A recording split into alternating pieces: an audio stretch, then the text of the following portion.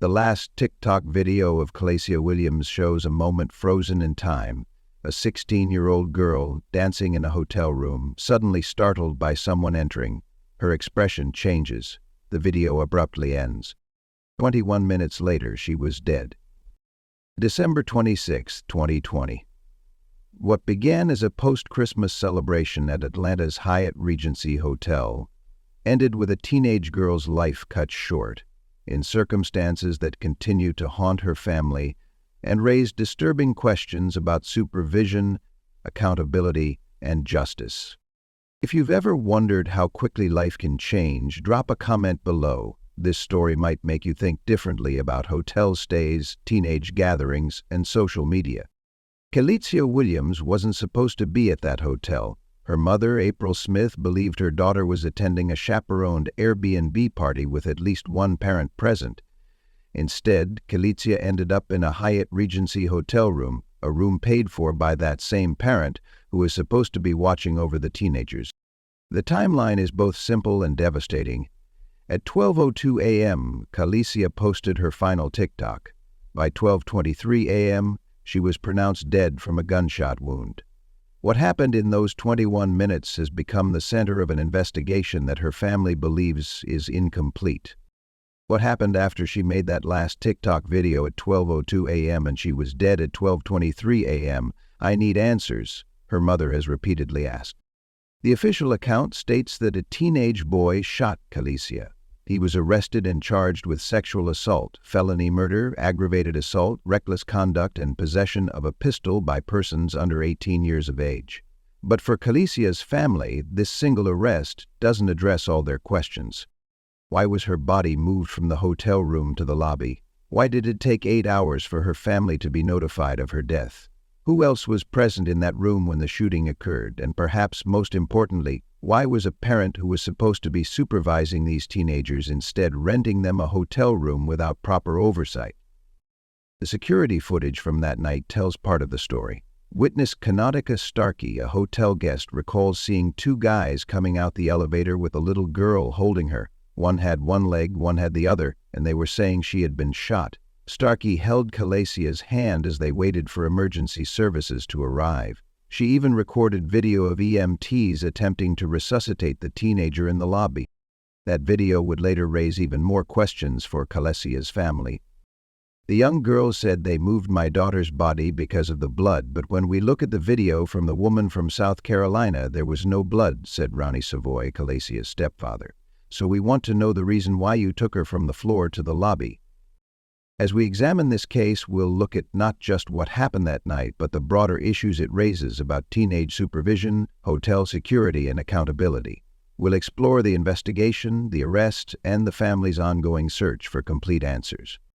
This isn't just a story about a tragic death. It's about a family's quest for truth, a community's demand for justice, and questions that continue to echo long after that final TikTok video ended. What makes this case particularly disturbing is how ordinary the beginning was. A teenage girl making a social media video. Something happening in countless bedrooms and hotel rooms across the country every day. The difference is that, for Kalecia Williams, it would be her last moment captured on camera. The contrast between the dancing, smiling girl in the video and what happened minutes later creates a jarring reality that's difficult to process. One moment she's participating in a typical teenage activity, the next, she's gone. For parents watching this video, the questions are inevitable. Could this happen to my child? What safeguards should be in place when teenagers gather? Who is ultimately responsible when supervision fails? For teenagers, the questions might be different but equally important. How well do you know the people you're with? What situations might put you at risk? How quickly can circumstances change?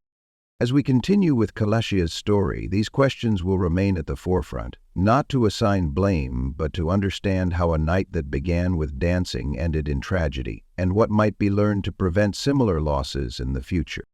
If you believe these stories deserve to be told, if you want to help protect other teenagers from similar fates, subscribe to True Crime Unraveled now. Your subscription empowers us to continue investigating cases like Kalecia's. amplifying the voices of families fighting for justice and sharing critical awareness that could save young lives.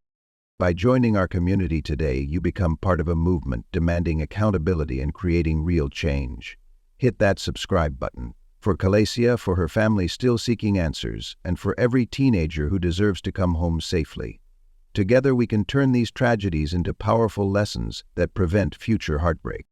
The story of Kalecia Williams isn't just about what happened in that hotel room. It's about decisions made before she ever arrived there, about oversight that didn't happen, about a system that her family believes failed her both before and after her death.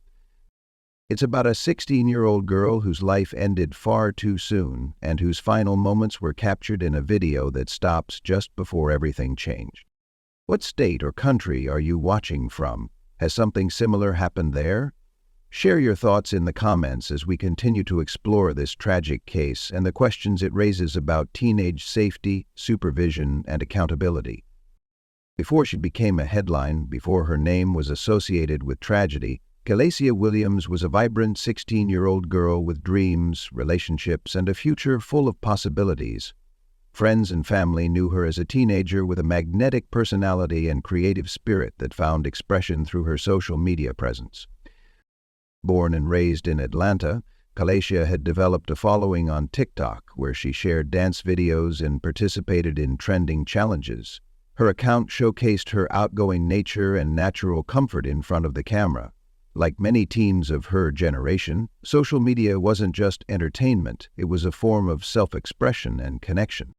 At school, Kalecia was known for her friendly demeanor and ability to light up a room. She maintained close friendships and was described by those who knew her as someone who could make others laugh, even on difficult days. Her teachers noted her potential and the positive energy she brought to the classroom.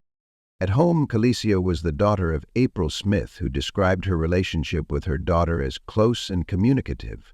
Kalecia also had a strong bond with her stepfather, Ronnie Savoy, who became a consistent father figure in her life. Together they formed a family unit that, while not without normal teenage parent challenges, was built on love and concern for her well-being. "She was my baby," Smith has said in interviews following her daughter's death, the pain evident in her voice.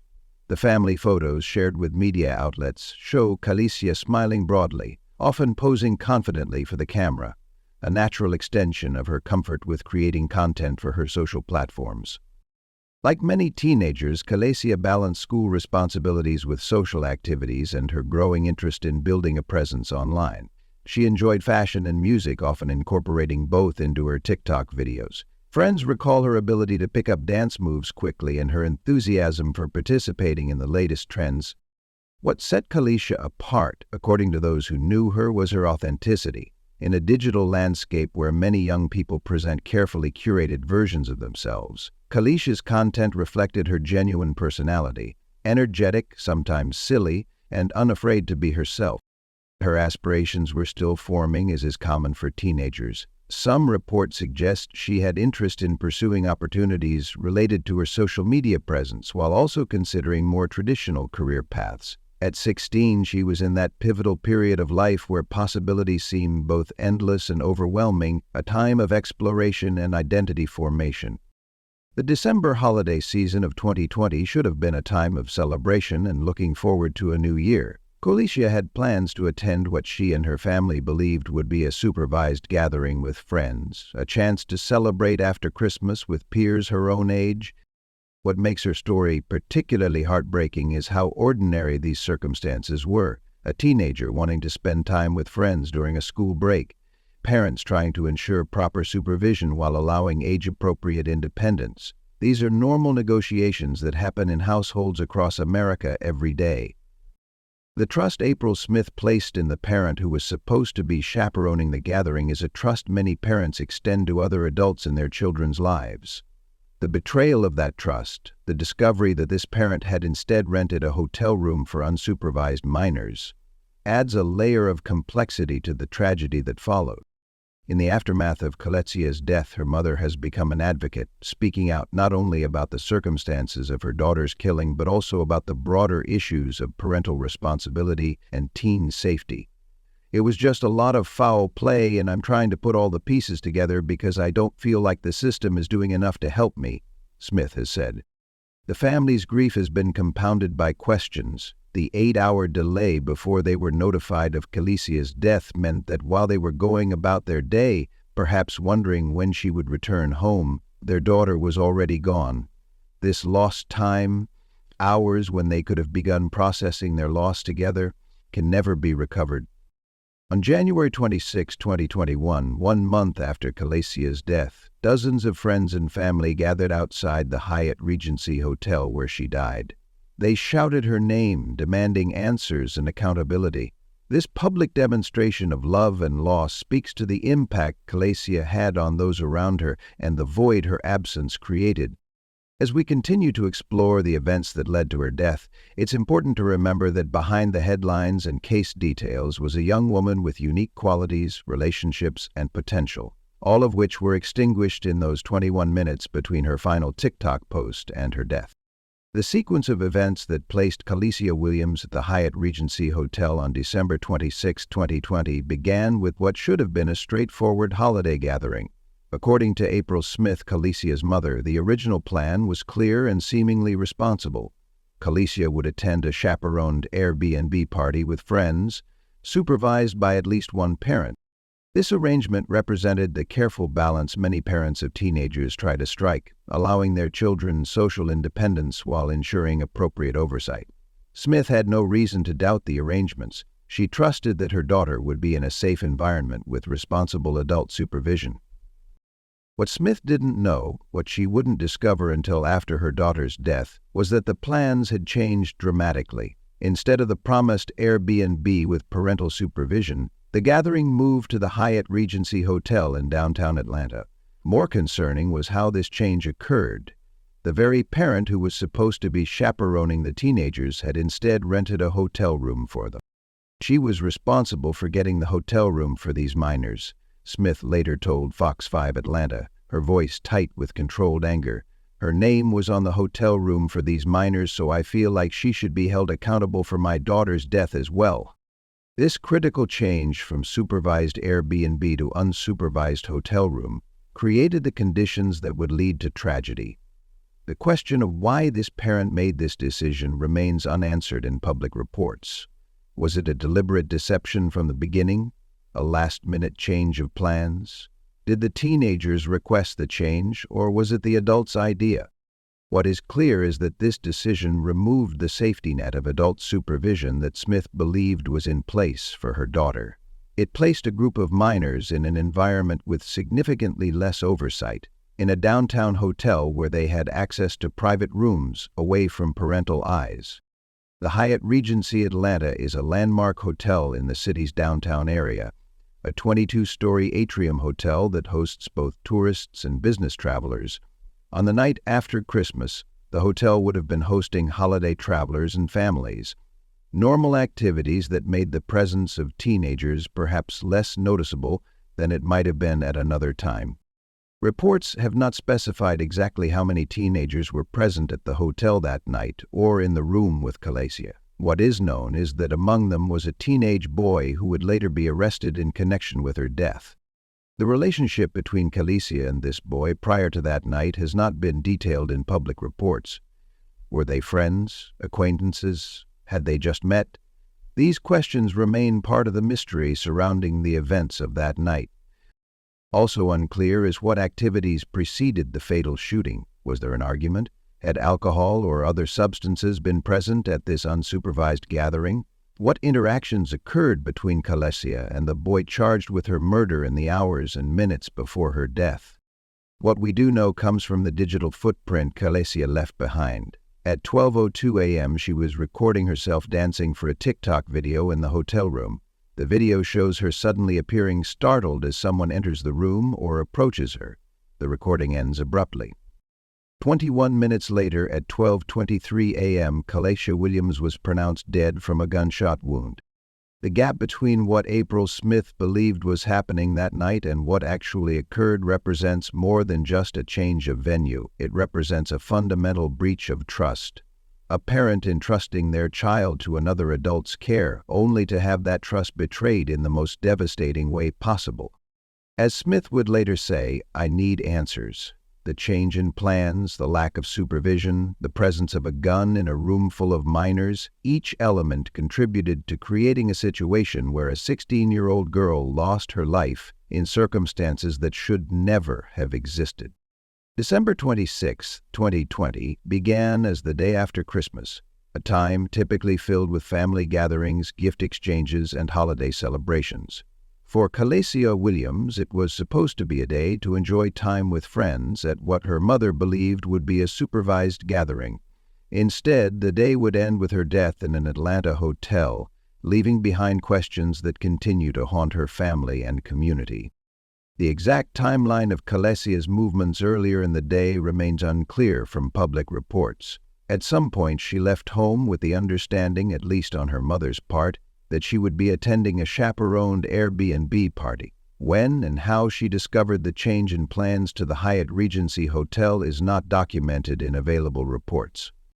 What we do know with certainty begins at 12:02 a.m., when Kalecia recorded what would become her final TikTok video. This 21-second clip has become a crucial piece of evidence, not just for what it shows, but for establishing a precise timestamp in the sequence of events.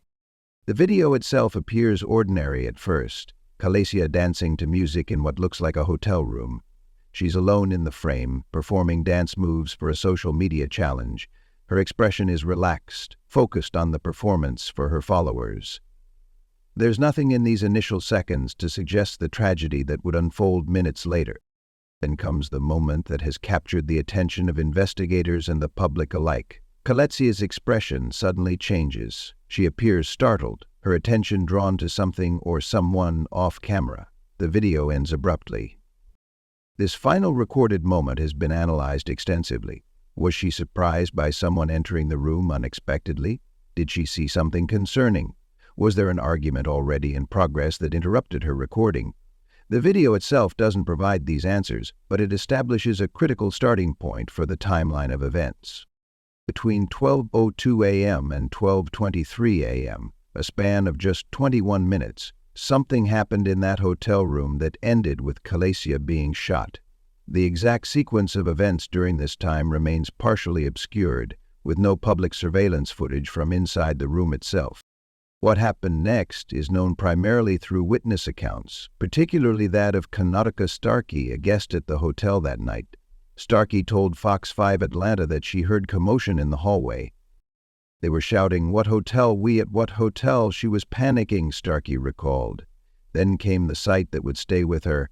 "I seen two guys coming out the elevator with the little girl, holding her. One had one leg, one had the other, and they were saying she had been shot." This account establishes several important details. First, Kalecia was apparently shot inside the hotel room, not in the lobby where she would later be found. Second, at least two young men were involved in moving her from the room to the lobby. Their identities and their relationship to Kalecia have not been fully clarified in public reports. Starkey's account continues with a moment of human connection amid the chaos. She held Kalecia's hand as they waited for emergency services to arrive. "I held her hand and I told her she was going to be okay," Starkey later recalled. This simple act of compassion meant that in her final moments, Kalecia wasn't alone. Emergency medical technicians arrived and attempted to resuscitate Kalecia in the hotel lobby. Starkey recorded video of these efforts, footage that would later raise questions for Kalecia's family about the handling of the situation. By 12:23 a.m., despite medical intervention, Kalecia Williams was pronounced dead from a gunshot wound. The vibrant 16-year-old who had been dancing for her social media followers just 21 minutes earlier was gone. The immediate aftermath involved police securing the scene and beginning their investigation. At some point, they identified the teenage boy who would later be charged in connection with Kalecia's death. The specific evidence that led to his identification and arrest has not been detailed in public reports. What is known is that he faced serious charges: sexual assault, felony murder, aggravated assault, reckless conduct, and possession of a pistol by persons under 18 years of age. The inclusion of a sexual assault charge raises additional questions about what occurred in that hotel room. questions that have not been fully answered in public statements. Have you ever experienced a situation where plans changed unexpectedly, putting you or someone you know in danger? How did you handle it? Share your experiences in the comments below. Your story might help others recognize warning signs before tragedy strikes. The emergency response team worked to save Kalecia's life there in the hotel lobby, but their efforts were ultimately unsuccessful. At 12:23 a.m., just 21 minutes after her final TikTok video, Kalecia Williams was pronounced dead from a gunshot wound. What happened next represents one of the most troubling aspects of this case. Despite the identification of Kalecia and the notification of authorities, her family wasn't informed of her death until 8 hours later. For those 8 hours, April Smith went about her day, perhaps wondering when her daughter would return home, unaware that Kalecia was already gone. This inexplicable delay in notification has never been adequately explained to the family. Those 8 hours represent time lost, time when they could have begun processing their grief together, time when they could have started asking the questions that now drive their search for answers. When Smith finally received the devastating news, her world collapsed. The realization that her daughter had died hours earlier, that precious time for beginning the grieving process had been taken from her, added another layer to her trauma. As the initial shock began to give way to questions, Smith and her husband Ronnie Savoy started piecing together what they knew. Their daughter had not been at a supervised Airbnb as planned, but in a hotel room rented by the very adult who was supposed to be chaperoning the teenagers. Their daughter had been shot, moved from the room to the lobby, and pronounced dead, all before they were even notified. The questions multiplied. Why was Kalecia moved from the room where the shooting occurred? Who were the young men who carried her to the lobby? Why did it take 8 hours to notify her family? And, perhaps most importantly, what exactly happened in that hotel room between 12:02 a.m. and 12:23 a.m.? Starkey's video of the resuscitation attempts raised even more concerns. The young girls said they moved my daughter's body because of the blood, but when we look at the video from the woman from South Carolina, there was no blood, Savoy noted. So we want to know the reason why you took her from the floor to the lobby. These initial questions would form the foundation of the family's ongoing quest for complete answers, a quest that would lead them to conduct their own investigation alongside the official police work, reaching out to witnesses and piecing together information that they felt was being overlooked or undervalued by authorities. The Atlanta Police Department launched their investigation into Kalecia Williams' death immediately after emergency responders pronounced her deceased at the Hyatt Regency Hotel. Detectives secured the scene, gathering evidence from both the hotel lobby where she was found and the hotel room where the shooting allegedly occurred. Initial police work focused on interviewing witnesses present at the hotel that night, including other teenagers who had been part of the gathering. While the full details of these interviews have not been made public, they apparently provided investigators with enough information to quickly identify a suspect. Within a relatively short time frame following Kalecia's death, police arrested a teenage boy in connection with the shooting. The suspect, identified in reports only as Kerry Brown due to his status as a minor, was 16 years old at the time, the same age as Kalecia. The speed of the arrest suggested that witnesses had provided clear information about who was holding the weapon when it discharged. The charges brought against the teenage suspect were extensive and severe, particularly given his age. He faced counts of felony murder, aggravated assault, reckless conduct, and possession of a pistol by persons under 18 years of age. Perhaps most disturbing was an additional charge of sexual assault, suggesting that investigators believed something beyond the shooting had occurred in that hotel room. The inclusion of a sexual assault charge raised questions about the sequence of events and the nature of the interaction between Kalecia and the suspect before the shooting. Had there been an attempted assault that led to a struggle? Was the shooting connected to this alleged assault? These questions remain largely unanswered in public reporting about the case. The felony murder charge is significant in legal terms. In many jurisdictions, felony murder applies when a death occurs during the commission of another felony, in this case potentially the sexual assault or aggravated assault. This charge doesn't necessarily require proof of intent to kill, only that the death occurred while another felony was being committed.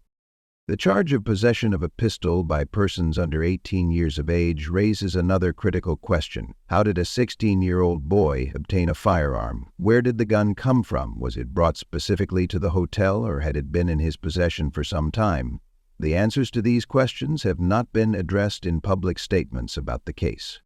As the legal process moved forward, the juvenile status of the suspect meant that many proceedings were conducted with a higher level of privacy than would be the case for an adult defendant. This limited the information available to both the public and, in some ways, to Kalecia's family. According to reports that emerged later, the teenage suspect was ultimately sentenced to 1 year in prison due to his status as a minor. This outcome deeply troubled Kalecia's family, who felt the punishment did not reflect the severity of taking a human life. Throughout the investigation and legal proceedings, April Smith and Ronnie Savoy expressed growing concerns about the handling of the case. They questioned whether police were pursuing all possible angles, particularly regarding others who might share responsibility for the circumstances that led to Kalecia's death. It was just a lot of foul play, and I'm trying to put all the pieces together because I don't feel like the system is doing enough to help me, Smith stated in an interview with Fox 5 Atlanta. This sentiment, that the system was failing to provide complete justice for her daughter, would become a driving force behind the family's parallel investigation efforts. Of particular concern to the family was the role of the adult who had rented the hotel room for the teenagers. She was responsible for getting the hotel room for these minors, Smith emphasized. Her name was on the hotel room for these minors, so I feel like she should be held accountable for my daughter's death as well. This aspect of the case, potential charges against the adult who provided unsupervised minors with a hotel room, does not appear to have resulted in any public legal action. Whether investigators considered charges against this individual remains unclear from available reports. The family also questioned whether others present in the hotel room at the time of the shooting might bear some responsibility. Were there other teenagers who knew about the gun? Had there been conflicts earlier in the evening that escalated to violence? The arrest and charging of a single individual did not, in the family's view, address the full scope of accountability for what happened to Kalecia. As the official investigation proceeded along its track toward the eventual sentencing of the teenage suspects, Kalecia's family continued their own efforts to uncover what they considered to be the complete truth about their daughter's final hours. Despite the arrest and sentencing of the teenage boy charged with Kalecia Williams' death, her family remained troubled by aspects of the case they felt were unresolved or inadequately addressed. Their quest for complete justice led them to conduct their own parallel investigation, reaching out to witnesses and scrutinizing evidence they believed official investigators might have overlooked. 1 month after Kalecia's death, on January 26, 2021, the family took their quest for answers public in a powerful way. Dozens of friends and family members gathered outside the Hyatt Regency Hotel where Kalecia died, shouting her name and demanding justice. This demonstration served multiple purposes: keeping Kalecia's case in the public eye, pressuring authorities to continue investigating all aspects of the case, and creating a space for communal grieving and solidarity. The family's concerns were compounded by what they considered an inadequate sentence for the teenager convicted in Kalecia's death. Reports indicated he received just 1 year in prison due to his status as a minor, a punishment the family felt did not reflect the severity of taking a human life. This outcome raised questions about juvenile justice in cases involving serious violent crimes. How does the system balance the youth of offenders against the gravity of their actions? For Kalecia's family, this balance seemed fundamentally skewed, failing to provide proportional consequences for the loss of their daughter. The family's independent investigation also sought to clarify the timeline of notification. The 8-hour delay before they were informed of Kalecia's death remained inexplicable to them. During those hours, while they were unaware of the tragedy, critical early investigation was already underway. This delay not only robbed them of time to begin processing their grief, but potentially excluded them from providing input during the crucial initial phase of the investigation. As time passed, the family continued to speak out about Kalecia's case, determined that her story would not fade from public consciousness without all their questions being answered. They maintained that a complete accounting of responsibility would need to include not just the person who pulled the trigger, but all those whose actions or inactions contributed to creating a situation where a 16-year-old girl could be shot in a hotel room rented for minors by an adult who was supposed to be supervising them.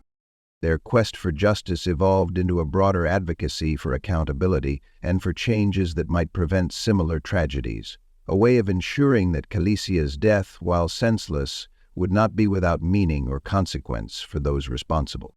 The tragedy of Kalecia Williams' death extends beyond the personal loss suffered by her family and friends. It serves as a stark reminder of several critical issues facing parents, teenagers, and communities today. By examining these themes, we may find ways to prevent similar tragedies in the future. First and foremost, Kalecia's case highlights the vital importance of genuine adult supervision for teenage gatherings. The fundamental breakdown occurred when plans shifted from a chaperoned Airbnb to an unsupervised hotel room. This change removed the safety net that April Smith believed was in place for her daughter. For parents, this underscores the necessity of direct communication with other adults involved in supervising their children. Confirming plans, locations, and supervision arrangements directly rather than through teenagers themselves might have revealed the change in plans before Kalecia ever arrived at the hotel. The presence of a firearm in the hands of a 16-year-old raises another critical concern. How did a teenager obtain a gun? How was he able to bring it into a hotel and into a gathering of other minors? These questions point to the need for both stricter gun storage laws and greater awareness among parents about asking whether firearms might be present in homes their children visit. Hotel security also comes into question. Many hotels have policies against renting rooms to minors, but these policies may not prevent an adult from renting a room and then allowing unsupervised minors to occupy it. More rigorous enforcement of occupancy rules and better monitoring of potentially concerning situations might help prevent similar scenarios. Social media plays a complex role in this story. On one hand, Kalecia's final TikTok video provided crucial evidence about the timeline of events. On the other hand, the pressure to create content for social platforms may have contributed to her being in that hotel room in the first place. For teenagers today, the line between online and offline life is increasingly blurred, creating new safety considerations that previous generations didn't face. Parents need resources to navigate these challenges. Organizations like the Family Online Safety Institute, FOSI, provide guidelines for discussing social media safety with teenagers. Local police departments often offer programs about teen safety and substance abuse prevention. Parent-teacher associations can facilitate community conversations about supervision and safety for teenage gatherings. For teenagers themselves, understanding the potential risks of unsupervised gatherings is crucial. This doesn't mean avoiding social activities, but rather developing the judgment to recognize potentially dangerous situations and the confidence to remove themselves when necessary. The concept of accountability extends beyond legal consequences. While the justice system determined the punishment for the teenager directly responsible for Kalecia's death, broader accountability includes examining all the factors that created the circumstances leading to the tragedy, from parental supervision failures to hotel security gaps to societal issues around teen access to firearms. Preventing similar tragedies requires a multifaceted approach. Parents need to maintain open communication with their teenagers while still providing appropriate oversight. Communities need to create safe, supervised spaces for teenagers to socialize. Hotels and other businesses need to enforce policies designed to protect minors. And society as a whole needs to address the underlying issues that contribute to youth violence. What do you think could have prevented this tragedy? What measures do you take to ensure the safety of teenagers in your life? Share your thoughts in the comments below. Your perspective might help other parents and community members develop better safety practices.